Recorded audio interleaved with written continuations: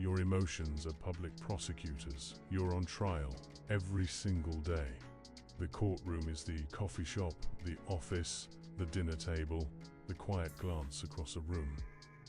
The jury is everyone you meet. And the star witness, the one damning you, convicting you, sentencing you to a life of averages, your own face. You think your emotions are private, a personal, inner weather. You're wrong. Your emotions are public prosecutors. They take the stand against you, exhibit your fears, your needs, your insecurities as evidence, and they testify to the world. This man is not in control. He can be bought. He can be broken. He is governable. A flicker of irritation when you're interrupted. That is Exhibit A. He is easily thrown off balance. A desperate glance for approval after you tell a joke. Exhibit B. His worth is determined by our laughter. The slumped shoulders after a rejection. Exhibit C. He carries his defeats on his sleeve for all to see. You are building the case for your own mediocrity in real time. And you are doing it for free. The Stoics knew this. Marcus Aurelius wrote his Meditations not as poetry, but as legal defense for his own soul. He was cross-examining his impulses before they could take the stand. Machiavelli knew this. The prince's greatest weapon was not his army, but his impenetrable countenance. A ruler whose face was a blank treaty could not be negotiated with. He could only be obeyed. You have been letting your face testify against you. It's time to declare a mistrial. It's time to fire the prosecutor. It's time to learn the art of the judicial face. This is not about repression. It is about sovereignty. It is the difference between feeling an emotion and letting that emotion have a platform. This is how you take back the gavel in the courtroom of your own life. If you're ready to dismiss the charges, let's begin. Law 1. The face is a fortress. Treat it as such. Your face is the most valuable real estate you own. It is the border crossing between your private kingdom and the public domain. You have been leaving the gates wide open, letting every passing thought and feeling march in and out like it owns the place. From this moment forward, your face is a fortress under siege. Its default state is neutral readiness. Not a smile, not a frown. A calm, placid lake that gives no hint of the depth or the predators beneath. The architecture of the fortress. The brow line is the battlements. The first place fear, surprise, and anxiety announce themselves. Consciously relax the space between your eyebrows. A single furrow is a flag of surrender to chaos. A smooth brow is the wall. Practice in the mirror. Feel the tension there, then release it. This is not a face you make. It is a face you unmake. The mouth is the gate. It is the most expressive, most treacherous part of you. A nervous smile, a tightened lip, a downturned corner. It is a secret communique to the enemy.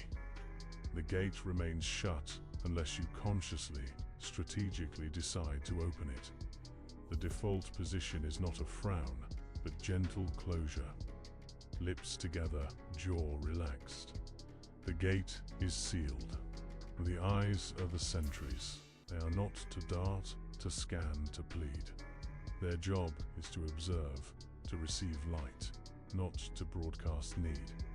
Practice letting your gaze rest on a single neutral point for 30 seconds without flickering. When listening, look at the speaker's eyebrow or the bridge of their nose. It feels like eye contact, but gives away nothing of your inner jury. Your eyes are not windows. They are one-way mirrors. This is your new baseline. This is the face you wear when you are thinking, listening, walking, waiting. It is not a mask of stone. It is the face of a man who knows that the most powerful statement he can make is, "I am not making a statement." Law 2. Prosecutorial dissection. Feel it, then file it. You will feel emotion. This is not the failure. The failure is letting it advance to the face before you have tried the case internally. When an emotion arises, anger at a slight, panic at a deadline, giddiness at good news, you must immediately, internally, assume the role of judge, jury, and defense attorney. This is prosecutorial dissection. You take the emotion, the prosecutor, and you put it on trial. The internal cross-examination. The charge. What is the emotion actually charging you with? He disrespected me. Is that the charge? Or is the true charge, my status feels threatened and I am insecure? The evidence.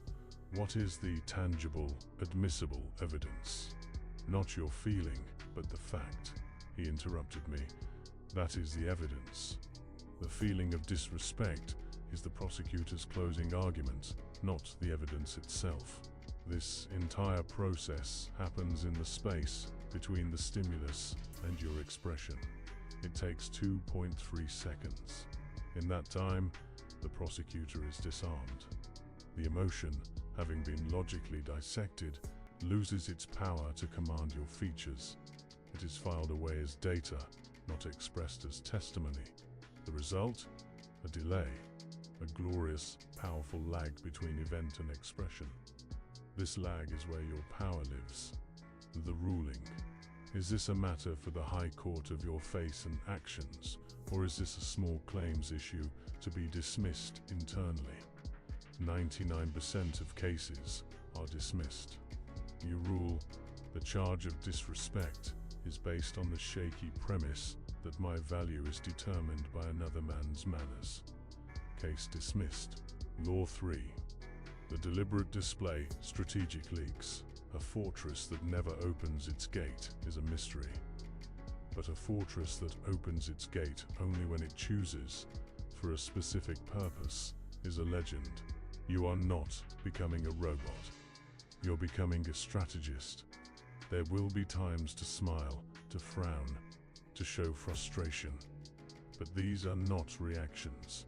They are tactical deployments. You are not leaking emotion. You're launching a signal. This is the deliberate display. The reward smile. You smile not because something is funny, but to reward a specific behavior. A subordinate offers a brilliant idea. You offer a slow, closed-mouth smile and a nod. The message: you have pleased the court. Continue. It is earned, not given. The calculated frown. You show displeasure, not because you are upset, but to signal a boundary has been crossed. A vendor delivers a substandard product. You do not rage. You slowly let your neutral face settle into a slight, disappointed frown. You say nothing. You just look at the product, then back at them, holding the frown. The silence and the expression do the work of 1,000 shouts. Every display is a message. Every expression is a transaction.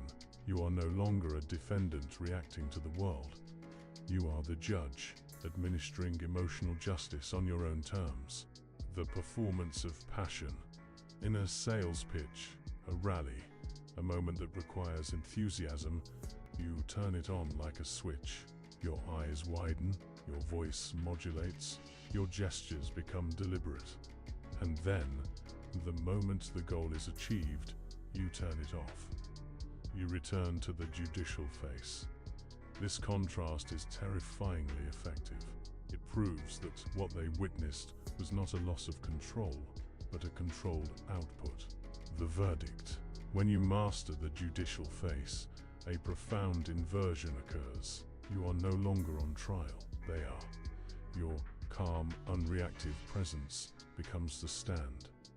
Your impassive face becomes the witness. And in your silence, they are forced to testify. They fill the quiet with their own nervous words, their own explanations, their own need to be validated. You simply watch. You observe. Their laughter becomes a question. Will he approve? Their anger becomes a confession. I have lost control. Their gossip becomes evidence of their own smallness. You feel the shift. The power drains from their frantic expressions and pools in your calm. You are no longer a participant in the chaotic emotional economy. You are the reserve currency. The warmth you once sought from others' smiles now feels cheap. The conflict you once fueled with your own anger now seems like a puppet show. You have moved from the gallery to the stand, to the judge's bench, and from that bench you see the truth. The entire world is a courtroom where everyone is desperately prosecuting their own case, begging for a verdict of enough. You are the only one who has stopped pleading. You are the only one who has become the law. The gavel is in your hand. The case of your life is before you. What is your ruling?